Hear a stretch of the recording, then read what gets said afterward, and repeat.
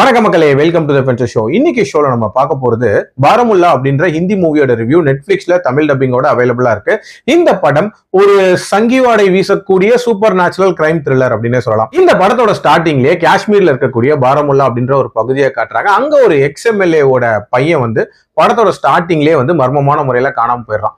அதாவது ஒரு magic show பார்க்க போறான். அந்த இடத்துல திடீர்னு அவன் காணாம போயிடுறான். அவனை கண்டுபிடிக்கிறதுக்காக வரக்கூடிய ஒரு போலீஸ் ஆபீசர் தான் நம்ம ஹீரோ. இவர் ஃபேமிலியோட அங்க வராரு. ஒரு பழைய வீட்டுல அங்க தங்குறாரு.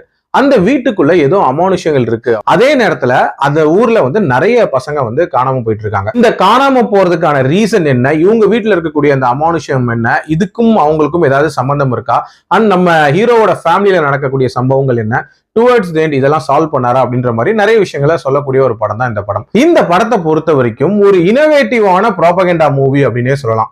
இப்போ காஷ்மீர் ஃபைல்ஸ் மாதிரியான ஒரு படத்தை எடுத்துக்கிட்டீங்கன்னு வச்சுக்கோங்களேன், ஓப்பனாவே அது ஒரு ப்ராபகண்டா படம்னு தெரியும்.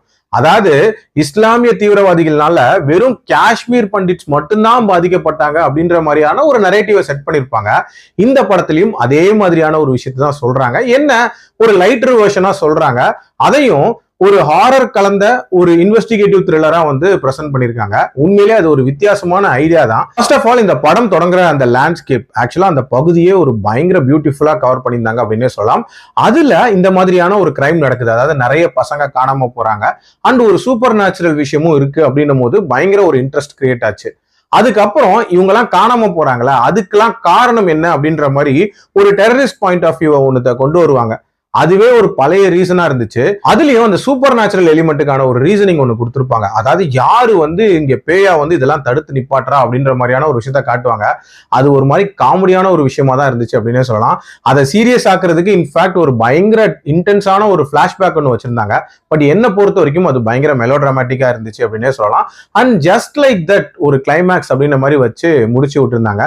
மற்றபடி எமோஷன்ஸ் அப்படின்றதெல்லாம் பெருசா கன்வே ஆகவே இல்லை. ஒரு நல்ல தொடக்கம் தான். பட் போக போக ஒரு மாதிரி பயங்கர சங்கி வாடை வீசி ஒரு விதமான ஒரு சுமாரான ஒரு சூப்பர் நேச்சுரல் த்ரில்லரா தான் இந்த படம் முடிஞ்சிச்சு. ஓவரால் என்னோட ரேட்டிங் இந்த படத்துக்கு 2.8 out of 5. டைம் இருந்தா ட்ரை பண்ணி பாருங்க. அடல்ட் கண்டென்ட்டை பொறுத்த வரைக்கும் லைட்டா வயலன்ஸ் இருக்கும். மற்றபடி பார்க்கலாம். மீண்டும் அடுத்த விமர்சனத்தில் சந்திக்கிறேன். நன்றி, வணக்கம்.